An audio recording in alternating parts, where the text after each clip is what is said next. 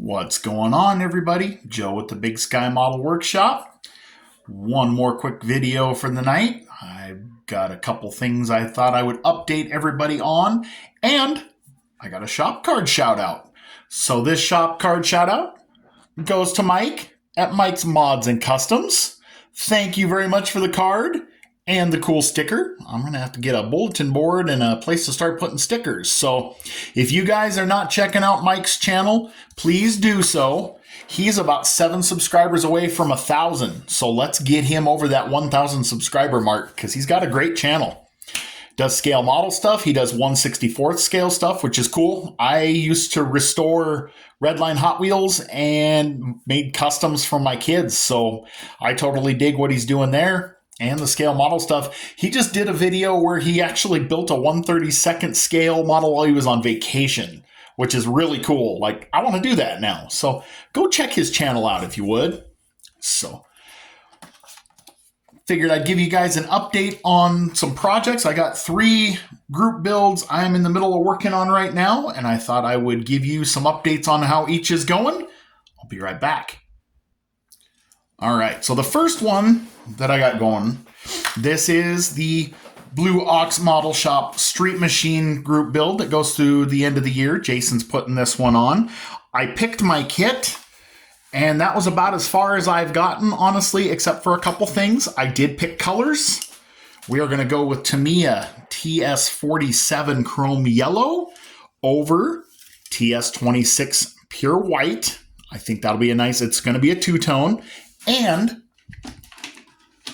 I decided to get some wheels. I have seen these wheels all over eBay and people commenting on them and using them. So this is a set of wide whites with some Raider mags from Jay's Resin Wheels on eBay. So that is what I'm going to put on it. I think those will go really, really well with the color combo. Guys, there's still time to get into this group build. I'll make sure to tag Jason in the comments or in the description below. This build goes through the end of the year, so there's still time to get something done. I know I need to, but all I've done so far is gather some pieces. On to the next one. Next one I've kind of been working on is the Saturday Night Short Track group build. This one is being hosted by Jason, as well as Mike at Scale Model Outlaw. Definitely get in on this one. You've got until early next year to get this complete. If you guys have followed along, I'm building a bump and run car. Bump and run cars are what we run here. I'm building one similar to what we used to run in the early days out of that 1970 Galaxy. Not a lot to report. You can kind of see down in the bottom, the engine is painted, the air cleaner's painted, and the chassis is painted. And that is all I've managed so far. I am going to do some weathering. I need to put a U-joint on the front of the drive shaft. But the cool thing I've been meaning to share is the little part that I had made for this. A good friend of mine, Kevin Harmala. I'm going to tag Kevin's page down in the description. Go check it out. He does some really cool stuff. He made me these little 3D printed mud flaps. These are Big Sky Country, Montana mud flaps. If you guys are ever around up here, you will see these on anything. You'll even see them on brand new pickups to this day. We used to run these because they were cheap to get at the parts store. You'd bolt them to the rear bumper of the car because these cars did require mud flaps for our racing. It was one of the key things they required was a set of mud flaps. And we used to just hang these off the back bumper, and it was kind of neat.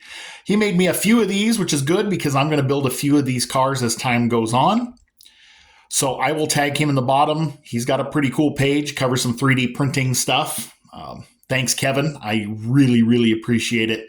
I've got more of these. I'll do a little more paint touch up on and hang them off the back of this thing when I finally get back to it.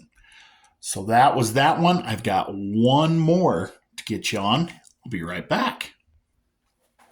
And the big one, the under 1,000 group build.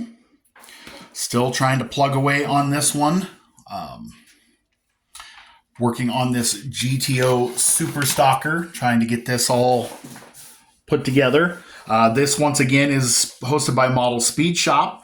This goes until Halloween, and this is for content creators with under 1,000 subscribers. It's a way for us to all kind of build things up.